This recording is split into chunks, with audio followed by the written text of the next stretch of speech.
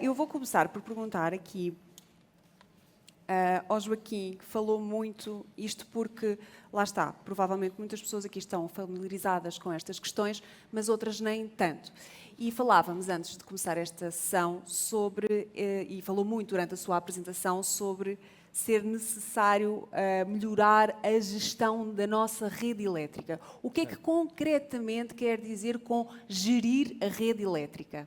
Onde é que estão as falhas e quais serão, provavelmente, ou na sua opinião, as soluções para melhorar esta gestão, para que não voltem a haver apagões ou blackouts como aconteceu no passado?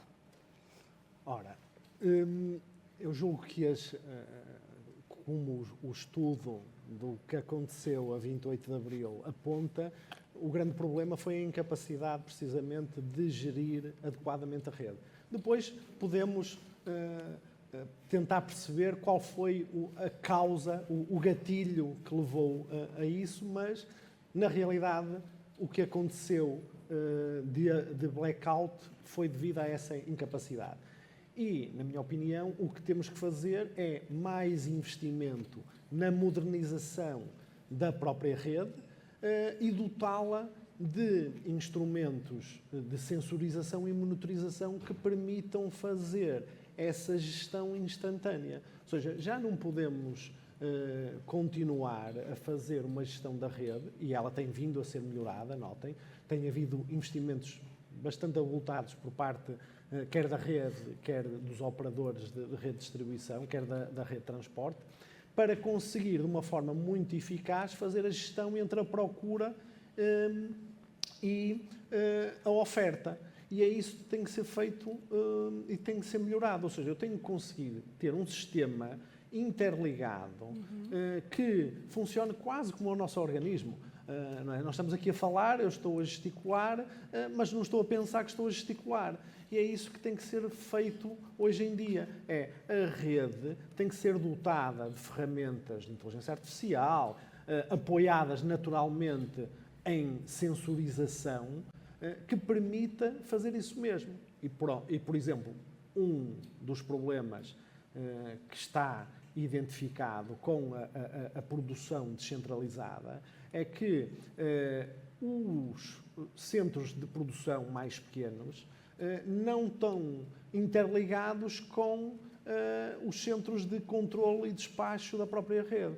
Ou seja, à medida que começamos a ter demasiadas, a palavra não é demasiada porque pode ser mal entendida, mas quando começamos a ter muitas centrais de produção pequenas que não são controláveis pelo centro de despacho, pode acontecer, por exemplo, situações de sobreprodução comparativamente com aquilo que é a necessidade de consumo em cada momento. Ou seja, pode ter acontecido, não sabemos essa resposta, mas pode ter acontecido um excesso de produção de energia que a rede não suportou e por isso teve de se desligar. Sim, é isso? Sim. Trocando por miúdos. O que acontece é que se nós tivermos excesso de produção ou outra qualquer perturbação, por uma questão de segurança, isto está padronizado, tal como nós nas nossas casas temos equipamentos de proteção, os disjuntores diferenciais, que em caso... O quadro vem abaixo. O quadro vem abaixo. Ok. Em caso de, por exemplo, se não tivermos, o mesmo funciona de forma contrária. Se ligarmos uma máquina no nosso quadro que não temos potência suficiente para ela, o quadro vem abaixo. Mas também o que poderia acontecer é se eu tiver excesso de energia a ser gerada ali, que não é escoada, então vai, para evitar o colapso da rede, se pensássemos nisto de uma forma que é mais fácil às vezes as pessoas perceberem, como um fluido, numa rede de água. Se eu tiver muita injeção de água e não fizer o deslastre da mesma, o que vai acontecer é que a rede de condutas vai rebentar. Rebentar, exatamente. E por isso, para evitar que a rede de condutas rebente, o que acontece é que há o desligamento. É só ali o timer. Ou seja, ter sensores, não é, que façam a monitorização dessa produção para quando está a aproximar-se do excesso, talvez desligar unidades de produção para que não haja essa sobrecarga na rede. E aí é esta melhor gestão que pode haver na rede. E isso a nível micro já é possível, isso já acontece. Por exemplo, há indústria que, por exemplo, tem centrais fotovoltaicas e que está impedida ou que está limitada a sua injeção na rede de energia um determinado valor. E o que acontece não é vai-se tapar o sol para evitar que produza mais energia do que aquela que pode injetar. Não, é por sistemas de monitorização e controle consegue-se ajustar a produção dos equipamentos àquilo que é a limitação. E há quanto tempo acha que estamos dessa modernização da rede, na sua opinião? Eu acho que ainda estamos há alguns anos, mas para que sejam consumados todos os investimentos necessários a termos este sistema interligado e funcional. Mas o que eu acho é que, com o apagão de 28 de Abril, os governos e as entidades reguladoras foram alertadas para aquilo que pode acontecer e pode acontecer mais vezes. E por isso já têm vindo a ser tomadas medidas, algumas delas até legislativas, que têm conduzido para que o problema, pelo menos, não se agudize para aquilo que são as novas instalações que têm vindo a surgir. E por isso eu julgo que, se calhar, na próxima década, isto poderá... Este investimento que falou, como notícias, que a Redes pretende fazer, é muito nesta gestão da rede? Sim. Okay. Professora, falámos muito em edifícios resilientes. Na sua opinião, o aumento do número de edifícios resilientes irá traduzir-se automaticamente numa rede elétrica também mais resiliente? Bem, acho que eu não sou a pessoa certa para responder essa pergunta. Ou seja, se tivermos mais edifícios resilientes, será que a rede também se torna mais resiliente ou mais eficiente? Acho que é importante aqui transmitir que quanto mais eficientes são os edifícios, menor energia precisam e, portanto, também minimizam os picos de consumo que não são só devidos à climatização, porque num país como o nosso, e os números que o João apresentou não são muito diferentes para os edifícios standard, convencionais. Nós não utilizamos assim tanta energia para a climatização, portanto, o grande peso na prática são sempre os outros equipamentos e, portanto, quanto mais eficientes formos, efetivamente damos menos picos de consumo à rede, mas depois é importante reforçar esta ideia que edifícios que tenham esta capacidade de oferecer flexibilidade à rede, flexibilidade no sentido que a rede possa gerir os consumos das nossas próprias casas, pensemos nas nossas máquinas, nos nossos sistemas, na ventilação, para, de alguma forma, ser um sistema dinâmico que consegue, de facto, funcionar. Agora, aqui um papel muito importante, no meu ponto de vista, é o papel do utilizador final. Ou seja, não se querem só casas flexíveis, mas também pessoas que sejam flexíveis na forma e nos comportamentos, e nós próprios também precisamos de ser ocupantes e eficientes na forma como usamos a energia, e um conceito menos falado, também suficientes na forma como usamos a energia. Ou seja, a suficiência na prática transmite-se também não apenas em exigir serviços, mas repensar os serviços que precisamos. Temos de mudar a nossa mentalidade, não é? Não querer tudo no imediato, no instantâneo, sem este pensamento para a eficiência e nesta antecipação dos processos. Porque falou nos seus gráficos, apresentava cenários de carregar a casa para eventuais ondas de calor. Falamos muito aqui também numa mudança de mentalidade, numa antecipação dos processos. Sim, eu gostaria aqui existe um relatório que não é muito conhecido de uma instituição, Clever, que dizia que a Europa, no caminho para a descarbonização para 2050, só é possível através de duas coisas que conhecemos muito bem, eficiências renováveis, e de uma terceira que conhecemos menos, que é a suficiência.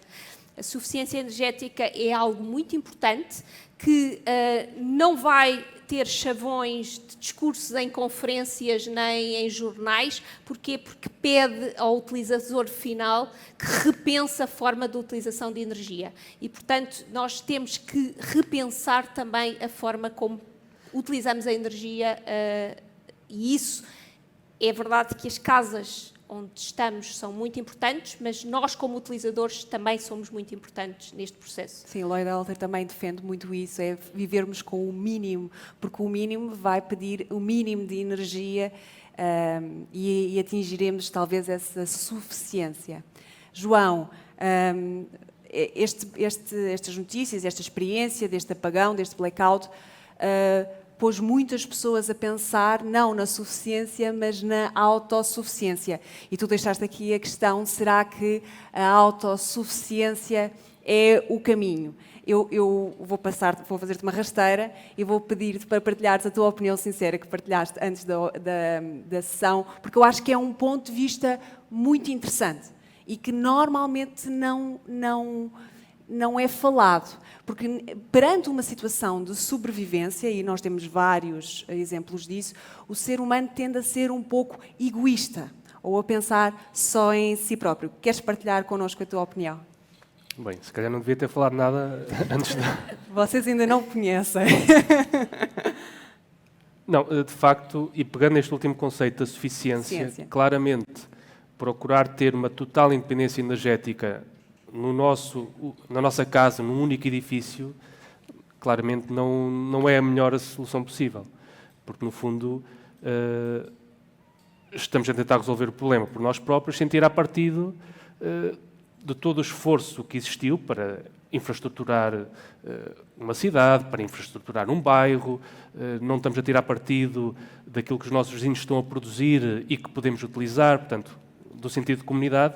Portanto, claramente, essa visão egoísta não pode ser o caminho. Todavia, a Passive House, como traz esta eficiência radical, torna este caminho da autossuficiência mais fácil. Okay? Facilita o caminho para a autossuficiência. Mas a resposta está sempre nas interligações. Na partilha, e na partilha. Sharing is caring, não é? Pronto, e com este conceito que a professora Marta falou e que o Lloyd Alter realça muito, da suficiência, temos de cada vez mais colocar-nos essa questão. O que é que nós precisamos de facto? Não é aquilo que nós queremos, aquilo que nós ambicionamos ou desejamos, mas é aquilo que precisamos para vivermos as nossas vidas. Portanto, a resposta aí está... Sim, não se trata de, talvez, de uma posição tão extremista como a autossuficiência, mas falar mais em descentralização. Joaquim, acha que a nossa rede está pensada para a descentralização? Ou aceitará a descentralização? Ou continuamos a procurar e a olhar apenas as grandes empresas a tentar continuar neste modelo de centralização da produção energética? Eu acho que não. Acho que a rede não foi concebida para a produção descentralizada, mas que é inevitável esse caminho e que as próprias empresas e grandes empresas que têm o monopólio do sistema energético, também elas próprias têm dado passos nesse sentido e mostram-se todos os dias quando, por exemplo, elas próprias são aceleradores de comunidades energéticas pelo nosso país. E isso é um sinal de que se estão a preparar para essa produção descentralizada. Até porque, não estando a nossa rede preparada para a descentralização, também temos que pensar que a nossa rede não estava preparada pelo aumento brutal do consumo de energia que tem acontecido, do consumo de energia elétrica. Porque vejamos o seguinte, este caminho que está a ser traçado da descarbonização só é possível através da eletrificação daquilo que é os nossos sistemas. E por isso, aquilo que temos vindo a ver, e as notícias também acompanham isso, é que o aumento de necessidade de energia elétrica tem sido muito superior até àquilo que conseguimos aumentar de eficiência nos novos modelos que vamos desenhando. Porquê? Porque estamos a caminhar para a eletrificação, não é? E também porque estamos a ter mais consumos com outras coisas que não tínhamos no passado. Se virmos, por exemplo, das coisas que se falou nos últimos anos é o aumento, por exemplo, de data centers.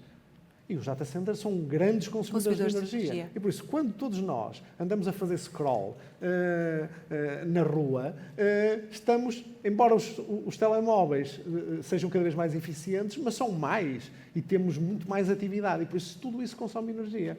Ou seja, este caminho é inevitável. E o que eu acho é que, como não será possível também infraestruturar a rede de uma forma rápida, porque custa muitos milhões rasgarmos as nossas cidades e as nossas estradas com novas redes para conseguir chegar à potência necessária a todos os locais, estamos a assistir a isto com a eletrificação da mobilidade. Há imensos locais onde as moradias e os prédios das cidades antigas não têm capacidade de carregar os veículos elétricos. E por isso, a única solução será fazermos uso daquilo que o João também estava a dizer, que é nós, enquanto humanos, crescemos, só somos possíveis de existir em sociedade. E por isso, todos os povos que tiveram sucesso foram aqueles, e os que mais sucesso têm, na minha opinião, são aqueles que conseguem melhor partilhar e tirar partido de viver em sociedade. Da envolvência, não é? E por isso, para que a autossuficiência, porque eu também partilho da opinião que a autossuficiência não tem racional económico, só é possível se nós conseguirmos interligar e pensarmos do ponto de vista da sociedade e criarmos as micro-redes em que eu, que tenho um hábito de acordar muito cedo de manhã, mas o meu vizinho não tem, mas se juntarmos os nossos hábitos, conseguimos ter um modelo previsional de consumos que é muito fácil depois ajustar com sistemas de produção descentralizada e sistemas de baterias, por exemplo. Não nos esquecermos que vivemos em comunidade. Perguntas do público. Quem tem perguntas? Onde está o microfone? Temos uma pergunta ali atrás. Peço que se identifique, por favor. Bom dia, o meu nome é Pedro Frutuoso. Olá, Pedro. Foge um bocadinho aqui à questão, e talvez não, mas gostaria de saber, ao orador Joaquim, se sabe dados de consumo nacional para as questões da habitação. Ou seja, esta questão que nós estamos a debater aqui representa, na realidade, percentagem de gasto a nível nacional. Quero dizer, se calhar a habitação anda nos 10, 15, 20... 35, julgo. Peço desculpa, se calhar está fora do âmbito. Mas, sim, mas já foi respondi, dito, já respondeu. Tenho este síndrome. Anda nos 35. 35, sim, o que é bastante relevante. Obrigado. Com o atual padrão, não é? Sim. Se fôssemos todas, migrássemos todos para um sistema de passive house, conseguiríamos reduzir alguma ideia? Com a Passive House, portanto, temos a redução drástica das necessidades de aquecimento. Sobram depois, como vimos, o peso do AQS, dos outros equipamentos. Mas as outras casas também têm esses pesos, não é? Sim, e há sempre esse potencial de poupança, mas podíamos estar a falar de reduzir para metade o peso do setor dos edifícios no consumo No elétrico. consumo de energia. Temos mais questões? Eu não consigo ver muito bem daqui. Lá atrás? Sim, bom dia. Eu penso que seria aí para o Joaquim, apesar de já ter respondido na questão anterior, o que faltaria hoje para que a cidade em Portugal se parecesse mais com um dos slides que mostrou, em que todos os telhados tinham placas fotovoltaicas. Hoje, onde vivemos, em Lisboa, da visão que eu tenho da minha casa, só há um telhado com algumas placas fotovoltaicas, que é a sede da Caixa de Depósitos. E mesmo assim, para aquele telhado enorme virado para sul, são muito poucas placas. Qual seria o passo efetivo? Vi que há coisas mais complicadas, como essa microgestão da rede, mas o que poderia realmente incentivar a que as pessoas transformassem essa enorme área disponível de telhados nas cidades como geradores de energia? Muito obrigado pela questão. Eu sou um adepto disso que está a dizer, que acho que, em primeira instância, nós deveríamos utilizar aquilo que é as áreas de solo já previamente ocupadas pela edificação para produção descentralizada em contraciclo com aquilo que se tem também visto da criação de grandes unidades de produção, por vários motivos. Primeiro, porque não usamos e não pomos, não hipotecamos solo, porque já estamos a usar aquilo que já está usado. Depois, porque a infraestrutura de rede já existe. Se nós usarmos uma lógica de a infraestrutura de rede elétrica que existe para abastecer o consumo é exatamente a mesma que vai ser usada para fazer circular o fluxo de produção descentralizada, não precisamos de ter investimentos. Para mim, a grande questão prende-se com o racional económico. E quando eu faço algumas formações, inclusive para a Agência de Energia, quando começamos a estudar a taxa de retorno ao investimento dos projetos, sobretudo residenciais, chegamos a um problema. É que, na maioria dos casos ainda, os nossos consumos estão desajustados com aquilo que é a altura de produção solar. A maioria das pessoas ainda continua a estar fora das suas casas durante o período de geração de energia. E por isso, para que haja racional económico no investimento, e porque só assim é que vai ser possível, porque nós podemos ter vários altruístas, mas a maioria, como já aqui foi dito, é egoísta. E por isso, a não ser que faça sentido para a minha carteira, ou por outra motivação, mas esta é, sem dúvida, no meu entendimento, aquela que é mais aceleradora desta tomada de posição, isso não vai ser uma realidade. Por isso, temos que criar mecanismos de incentivo, já tem vindo a ser, por exemplo, o Fundo Ambiental deu aqui um empurrão grande ao aumento da instalação de centrais, por exemplo, fotovoltaicas, mas temos também que criar algum critério, que é, por exemplo, garantir que temos sistemas de armazenamento de energia nas próprias casas, que também, neste momento, até pelo seu custo, que ainda é elevado, uma vez mais contribui para diminuir a vantagem económica da instalação dessa produção descentralizada.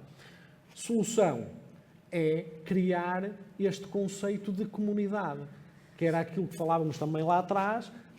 Eu posso não ter que ter os mesmos investimentos avultados se cada um de nós tiver esse investimento e possamos partilhar, enquanto sociedade, os momentos em que a energia está a ser gerada, porque o momento de cada um de nós é diferente de pessoa para pessoa. E por isso, quando nos juntamos mais e mais, atenuamos e conseguimos ganhar previsão de consumo e é muito mais fácil ajustar. Por isso, eu acho que para isso ser uma realidade é começarmos a pôr alguns critérios mais apertados, provavelmente à produção centralizada, que está a hipotecar, se calhar às vezes, e sendo provocador, o solo e os recursos que temos naturais. E depois, incentivar, quer seja por medidas legislativas, quer seja por incentivos fiscais, a maior disseminação deste tipo de energias na comunidade.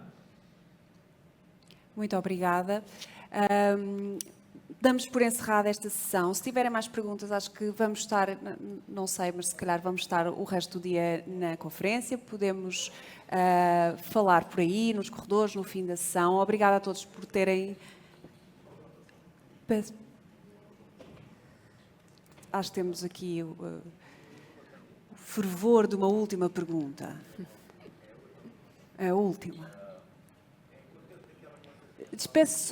Espero só pelo microfone para conseguirmos perceber a pergunta. Obrigada. Bom dia. Bom dia. Em contexto daquilo que tínhamos falado agora, a utilização ou a acumulação de energia que está desperdiçada, qual é o sistema mais eficiente à vossa conclusão de acumulação de energia para a estabilidade das redes em caso de não descentralização, no caso daquela que existe, mas para tomando em consideração sistemas novos, avançados de acumulação de energia para a estabilidade das redes. A sua opinião delas, qual podia ser mais eficiente e mais futuro para isso é difícil. a nível de estabilização das redes, a nível de acumulação, a nível de tecnologias que existem, fora daquela que temos aqui, hidrogênio, ar comprimido, baterias. Eu acho que não há uma solução única. Tem que ser uma mescla das várias soluções. Sem dúvida, aquela que mais responde de uma forma mais instantânea são as baterias. Neste momento, e já existem modelos de negócio a serem criados para a instalação de grandes centrais de acumulação de energia, para poder prestar também serviço à rede sempre que seja necessário, e essa é uma forma bastante rápida de responder a solicitações, quer seja de necessidade energética, quer seja de prestação de serviços de flexibilidade. Depois, o hidrogênio, sem dúvida, que poderá ser uma solução, quando sendo gerado por via de energias renováveis, mas depois isto é um ecossistema, ou seja, está tudo interligado e temos que ter em atenção também que o conceito de passive house ou de conservação da energia é fundamental. Nós, desde que somos humanos, que temos caminhado para sistemas de não conservação de energia. Quer dizer, no passado, eu recordo-me de ir à casa dos meus avós e existir uma lareira e por isso já existia uma grande pedra e o conceito de inércia térmica estava ali bem presente. E qualquer um de nós, depois de manhã, acordava e ainda conseguia tocar na pedra que estava quente. E por isso é uma bateria. Assim como a energia hídrica, que nós temos tradição no nosso país, por isso nós temos é que juntar as várias soluções e as várias hipóteses, interligá-las num sistema adequado de gestão que nos permita dar resposta instantânea àquilo que são as necessidades a cada momento. Isso mesmo. Agora sim, encerramos, não existem mais perguntas. Obrigada pela vossa presença, obrigada aos nossos oradores pelo vosso contributo para esta sessão tão interessante. Convido-vos a todos a continuarem, a passarem o dia aqui na conferência. Existem várias apresentações a decorrer durante a manhã e a tarde, vários workshops. Obrigada a todos, vemo-nos por aí.